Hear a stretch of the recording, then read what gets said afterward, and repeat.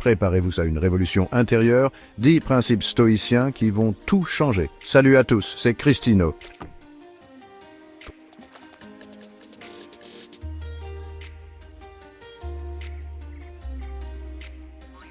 Alors vous êtes au bon endroit, mes chers amis. On va décortiquer ensemble 10 principes stoïciens. Oui, stoïciens. Ces vieux sages barbus qui avaient tout compris bien avant l'invention d'Instagram et des vidéos de chat. Imaginez un instant, juste un petit instant, pouvoir affronter les pires galères, les trolls d'Internet les plus virulents. Ce n'est pas de la magie noire, ni une nouvelle appli de méditation révolutionnaire vendue à prix d'or. C'est du stoïcisme pur jus, une philosophie vieille comme Hérode, mais d'une modernité déconcertante. On va disséquer ça ensemble, façon puzzle, mais un puzzle qui, une fois terminé, vous donnera les clés de la forteresse de votre propre esprit, avec le code du coffre-fort en prime.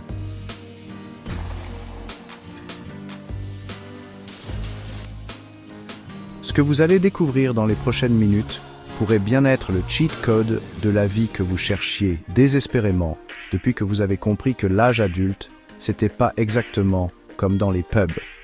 Et n'oubliez pas, si vous voulez continuer à recevoir des électrochocs de lucidité comme celui-ci et ne rien louper de nos prochaines aventures introspectives, abonnez-vous pour ne rien manquer. Avant de plonger dans ces principes stoïciens, assurez-vous de vous abonner à la chaîne pour ne rien manquer de nos prochaines vidéos inspirantes et transformantes. Chapitre 1. L'épiphanie du paumé magnifique. Ou comment j'ai trébuché sur une philosophie millénaire en cherchant des vidéos de loutre. Alors, pour bien comprendre le délire, il faut que je vous fasse une petite confidence. Imaginez-moi, Cristino, il y a quelque temps de cela. J'étais un peu comme une toupie humaine déréglée, cherchant désespérément un sens à ce grand bordel organisé qu'on appelle la vie moderne. Les notifications qui pleuvent, la pression sociale pour avoir le dernier smartphone, ce besoin d'être validé par des likes virtuels. Bref, j'étais mûr pour une crise existentielle de compétition. J'avais l'impression d'être le personnage principal d'un jeu vidéo dont je ne comprenais ni les règles ni le but. Et puis, un jour, en pleine séance de procrastination, je suis tombé sur ce mot étrange, stoïcisme.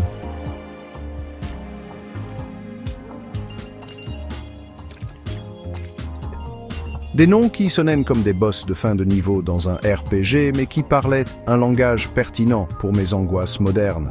Ils parlaient de contrôle intérieur, de vertu comme armure, de ne pas se laisser emmerder par ce qui ne dépend pas de nous. C'était intriguant, pour ne pas dire carrément révolutionnaire. Ce fut comme si une petite ampoule s'allumait soudainement au-dessus de ma tête. J'ai réalisé que je passais mon temps à me battre contre des moulins à vent imaginaires. Le stoïcisme m'offrait une autre voie, une sorte de GPS pour l'âme. Alors, j'ai pris une décision. J'allais essayer de vivre selon ces principes stoïciens. Un défi de taille, surtout quand on est entouré de gens pour qui râler est un sport national. L'objectif était clair. Intégrer cette sagesse antique dans la vie moderne. Facile à dire, hein? C'est comme faire du yoga dans une rame de métro bondée. Entre les deadlines au boulot et les dramas sur les réseaux sociaux, le parcours s'annonçait semé d'embûches. Mais la promesse d'une vie plus sereine valait bien quelques efforts. C'était le début d'une aventure profondément transformatrice. Chapitre 2. L'art subtil de dire « mèche » aux catastrophes et survivre avec panache ou presque. Le principe stoïcien de la dichotomie du contrôle m'a frappé comme un chat sur une souris. Il y a des choses qu'on peut contrôler et d'autres non. La plupart des frustrations viennent de ce qu'on ne peut pas contrôler. Accepter cela, c'est rediriger son énergie vers ce qu'on peut influencer. Lors d'une présentation cruciale, le vidéoprojecteur est tombé en panne. J'ai respiré, souri et improvisé. La présentation s'est mieux passée que prévu. Accepter l'imprévu, c'est rediriger son énergie vers les solutions. C'est une révélation. Se battre contre la réalité est inutile. Apprendre à distinguer ce qui dépend de moi et ce qui n'en dépend pas, c'est le premier pas vers la liberté intérieure. Chapitre 3. Dompter la bête intérieure, ou comment ne pas étrangler les gens qui mâchent la bouche ouverte au cinéma. Après avoir goûté aux joies insoupçonnées de l'acceptation, un peu comme on découvre le plaisir d'un bon vin après des années de piquette, le stoïcisme m'a présenté son petit frère, un tantinet plus coriace et exigeant la maîtrise de soi. Si accepter, c'est en quelque sorte gérer le monde extérieur et ses impondérables avec une certaine grâce, la maîtrise de soi, c'est s'atteler à la tâche herculéenne de gérer le zoo intérieur. Vous savez de quoi je parle, cette ménagerie d'émotions brutes, d'impulsions parfois irrépressibles, de pensées irrationnelles qui peuvent transformer le plus calme des agneaux en un gremlin enragé si on a le malheur de lui renverser une goutte de café sur sa nouvelle chemise blanche. Les stoïciens, ces petits malins, nous disent que ce ne sont pas les événements eux-mêmes qui nous perturbent et nous mettent dans tous nos états, mais bien le jugement que nous portons sur eux, l'interprétation que notre cerveau en fait. Autrement dit, pour parler clair, c'est rarement la situation en elle-même qui est fondamentalement merdique, c'est souvent notre réaction disproportionnée qui la rend absolument insupportable et nous fait perdre les pédales. Mon terrain d'entraînement favori, mon dojo personnel pour développer cette fameuse maîtrise de soi. Les réseaux sociaux, bien sûr. Ah, ce merveilleux cloaque numérique, cette agora virtuelle où la moindre opinion divergente, la plus petite nuance apportée à un débat enflammé, peut vous valoir une volée de bois vert, une avalanche d'insultes et de menaces de la part d'un type dont la photo de profil est un personnage de manga ou un chaton mignon.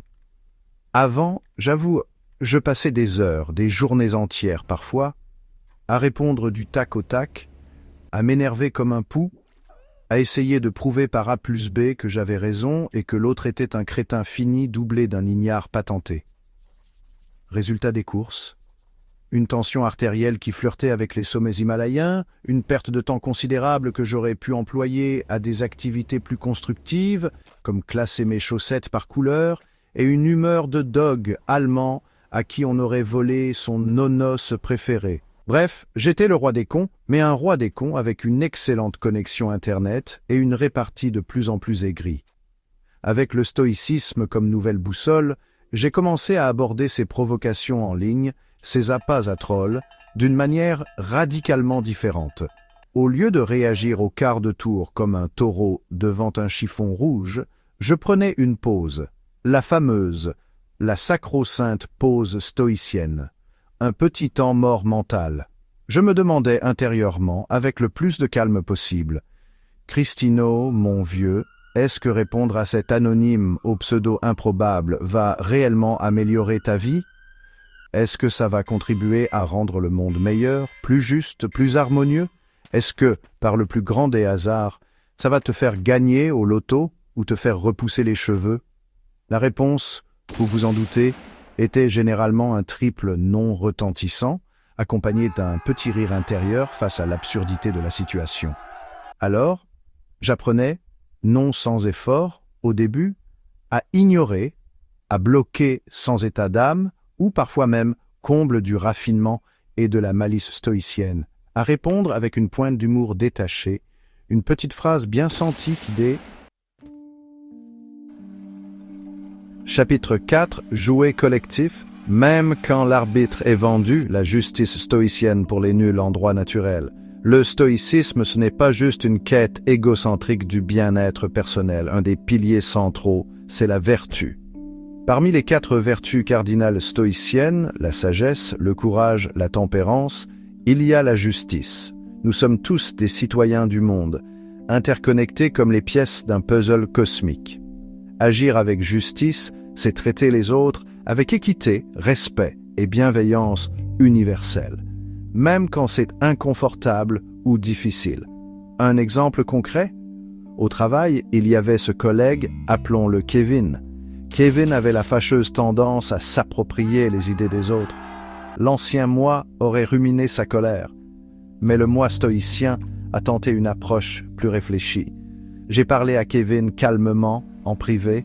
J'ai expliqué l'impact de ses actions sur l'équipe, sans accusation, mais avec fermeté. J'ai aussi mis en avant les contributions de chacun.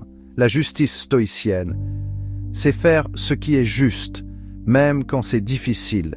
Viser la justice, c'est contribuer à un monde plus humain. Si vous appréciez ce contenu, n'oubliez pas de vous abonner à notre chaîne et d'activer la cloche pour ne rien manquer. Chapitre 6. Ataraxie. Mon amour, ou comment rester zen quand votre Wi-Fi vous lâche en plein binge-watching apocalyptique. L'ataraxie, c'est l'absence de trouble, la tranquillité d'esprit. Imaginez un lac de montagne parfaitement immobile, reflétant le ciel sans la moindre ride. C'est l'idéal stoïcien pour notre état intérieur. Ce n'est pas une absence d'émotion, mais une capacité à ne pas se laisser submerger. Maintenir un calme intérieur, même quand le monde extérieur est chaotique. Et oui, ça aide même quand votre Wi-Fi vous lâche en plein climax de votre série préférée.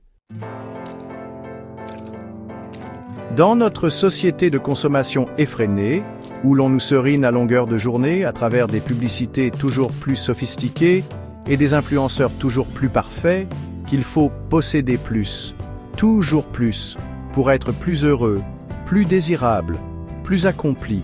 Le stoïcisme arrive avec un message qui sonne un peu à contre-courant, voire carrément subversif, la simplicité. Il s'agit de développer un détachement sain vis-à-vis du superflu, de reconnaître que le bonheur durable ne se trouve pas dans l'accumulation de biens matériels, mais dans la richesse intérieure. J'étais pris dans cette course folle à l'échalote consumériste. Le stoïcisme m'a invité à me poser une question simple. De quoi as-tu vraiment besoin pour vivre une vie bonne, une vie heureuse, une vie qui a du sens? Adopter une vie plus simple, c'est se libérer d'un poids énorme, d'un fardeau souvent invisible, mais bien réel. En possédant moins de choses matérielles, on se sent souvent infiniment plus riche.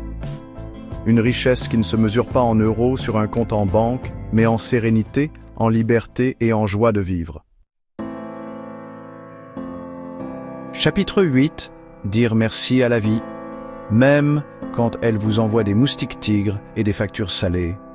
La gratitude, un concept souvent perçu comme New Age ou bisounours, était déjà un pilier pour les stoïciens. Pratiquer la gratitude, ce n'est pas nier les difficultés, mais choisir de se concentrer sur ce qu'on a déjà. Cela change radicalement la perspective sur la vie. Alors, même face aux moustiques tigres et aux factures salées, prenez un instant pour dire merci. Vous verrez, ça fait une sacrée différence. Chapitre 9. Le débriefing du soi, ou comment éviter de refaire les mêmes conneries en boucle ad nauseam. La réflexion est un outil essentiel, un examen de conscience régulier, structuré et constructif. Pas de rumination stérile, mais un débriefing de ses actions, pensées et réactions. Sénèque recommandait de passer en revue sa journée chaque soir. Qu'ai-je bien fait? Qu'aurais-je pu mieux faire? Quelles erreurs ai-je commises? Et quelles leçons en tirer? Cet exercice demande honnêteté et courage, mais il permet de progresser sur le chemin de la sagesse, devenir une version meilleure de soi-même, jour après jour. Le début de votre propre révolution intérieure. À vous de jouer maintenant. Et voilà mes amis, on arrive tout doucement au terme de cette exploration, de cette plongée que j'espère pas trop indigeste, dans l'univers fascinant et toujours pertinent des principes stoïciens. J'espère sincèrement, du plus profond de mon petit cœur de youtubeur, que ce voyage à travers la sagesse antique vous a autant passionné, interpellé et peut-être même un peu bousculé que moi lorsque je l'ai découvert et que j'ai commencé à l'intégrer dans ma propre vie.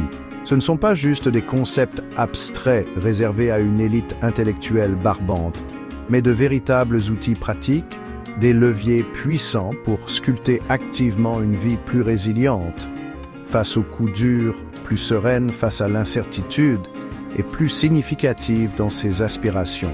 Rappelez-vous toujours que l'objectif n'est pas la perfection, qui est un mirage inaccessible et souvent culpabilisant, mais le progrès constant, un pas après l'autre, aussi petit soit-il, sur le chemin de la vertu, de la connaissance de soi et de la tranquillité intérieure. Maintenant, comme on dit, la balle est dans votre camp, c'est à vous de jouer.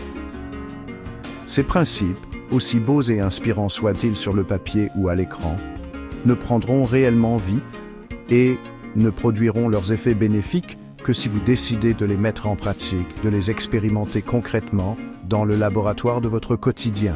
Choisissez-en un ou deux pour commencer, ceux qui résonnent le plus avec vous en ce moment, ceux qui vous semblent les plus urgents ou les plus accessibles. Et voyez ce que ça change, même de manière infime au début. N'ayez surtout pas peur de trébucher, d'échouer, de ne pas y arriver du premier coup. C'est non seulement humain, mais c'est aussi une partie intégrante du processus d'apprentissage. L'important est de se relever avec bienveillance envers soi-même, d'analyser ses erreurs sans se juger et de continuer à apprendre et à grandir. Et si vous souhaitez creuser encore plus loin, explorer d'autres facettes de cette philosophie intemporelle et incroyablement riche. Pour aller plus loin, regardez notre vidéo complémentaire sur les habitudes des grands penseurs stoïciens. Vous y trouverez encore plus de pépites. Merci infiniment du fond du cœur d'avoir partagé ce moment, cette tranche de réflexion avec moi aujourd'hui. Et n'oubliez pas de vous abonner à la chaîne pour ne rien manquer de nos prochaines vidéos inspirantes et enrichissantes. À très bientôt.